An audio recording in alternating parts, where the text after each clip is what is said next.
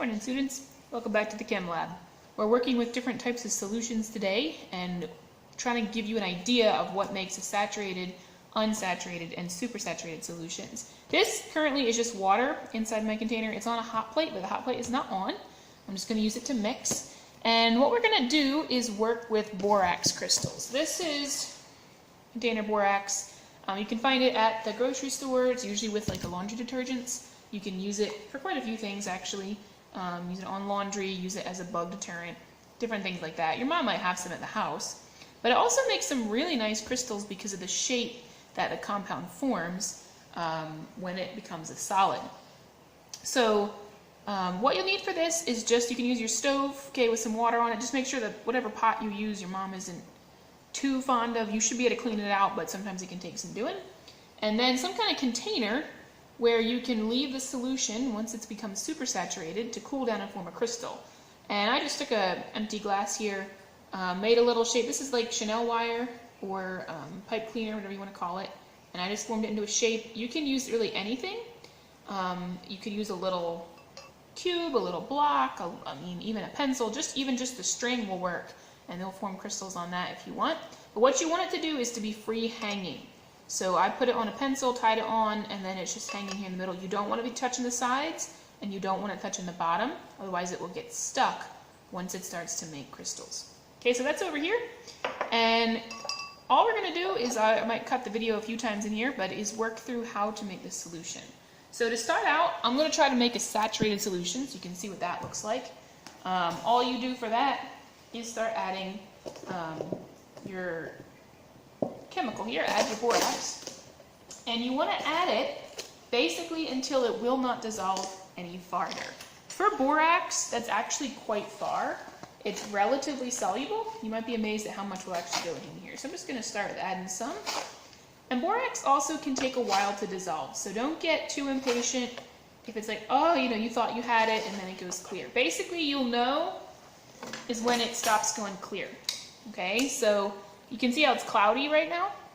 It just hasn't dissolved yet. I have a stir bar in here, which is a fun thing, but you can just stir it with, obviously, a spoon. And we'll start stirring that. And you'll see it stir and stir, and then it will start to go clear again. That means you're not, you probably can put more in. And when it gets to a point where it really, really will not go clear, even after you've been stirring it for a while, or even especially if there's stuff at the bottom that won't stir in, then you know that you're saturated. That means that at that given temperature, at the temperature in the lab right now, no more is going to go into this solution. Okay? And then we're going to heat it up, and you'll see how much more can go in at those higher temperatures. Okay, so I wanted to show you where we're at right now. This has been going for a little bit, and you can see how it went clear. Okay, I didn't add any more since the last video, but it has gone clear now, so this is all dissolved. What I'm going to do now is heat this up and add, so turn the heat on here, and we'll add some more and try to see how much we can get to dissolve in here. And I'm going to keep doing this until I have a good amount dissolved, or until I can't get any more to dissolve at this higher temperature. And then we will have a saturated solution. Okay, so it was saturated at the lower temperature, and now we're going to heat it up until it is saturated at a higher temperature, because more should dissolve when it's warmer, generally speaking.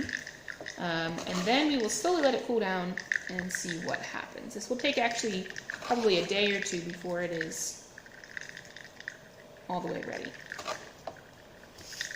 Alright, so at this point, this has been actually quite a while that I have been just stirring it and heating it up and adding more and more stuff to it as I can. This has taken quite a bit of borax. It's amazing how much more it can dissolve once you've heated it up. Not everything is like that. Different substances have different rates at which they're going to be able to dissolve more or less. But borax is one of those chemicals that really makes a big difference when you heat it up. You can get a lot more to dissolve. And that's why it's going to make some nice crystals for us. Okay? So you can see it has gone clear again. It's pretty much all dissolved. The temperature right now is at about 90 degrees. And I would give you a caution, borax is a bit of a toxin. It's a little bit of a poison. You can actually use it to create ant poison or roach poison, and it will kill them for you, which is kind of cool. I've done that before. If you have like a problem with ants in your house or something. So it's not something to mess around with. You definitely want to make sure that if you do this at home, you're not getting any of this in your mouth. You don't get it on food surfaces. If you do, just wash it off really well. It's not like super deadly, but it is a poison. Okay, it is a toxin.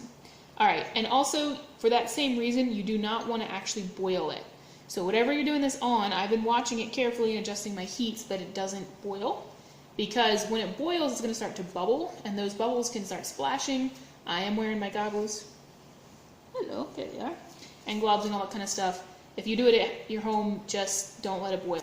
All right, I'm going to turn the heat off. I'm going to turn the stir bar off here.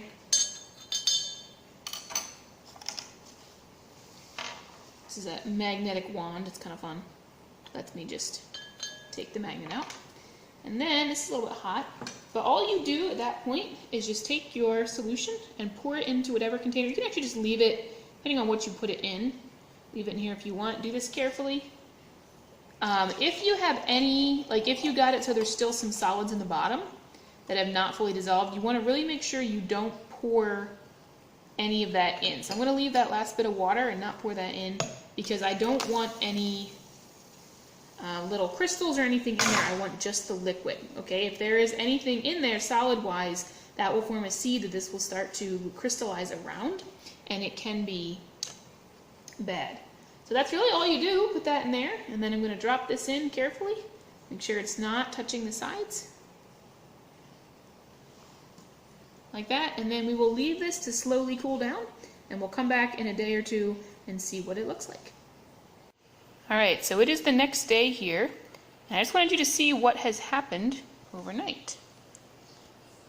I haven't touched it all. You can see that there is quite a bit that has formed. Let's see if I can get this out.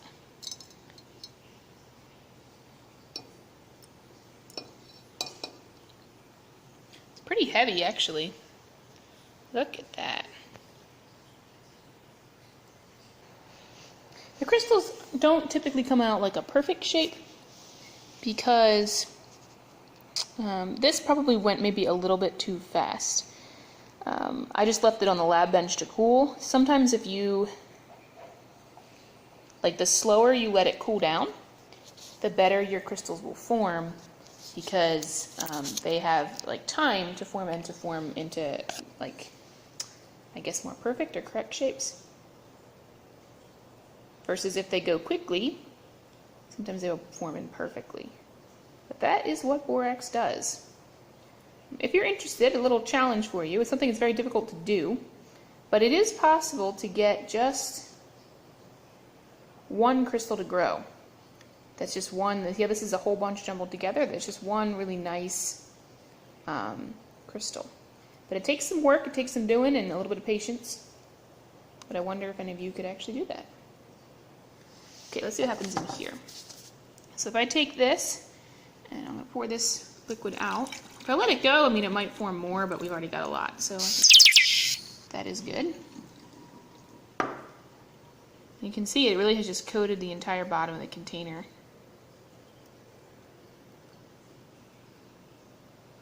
Isn't that pretty?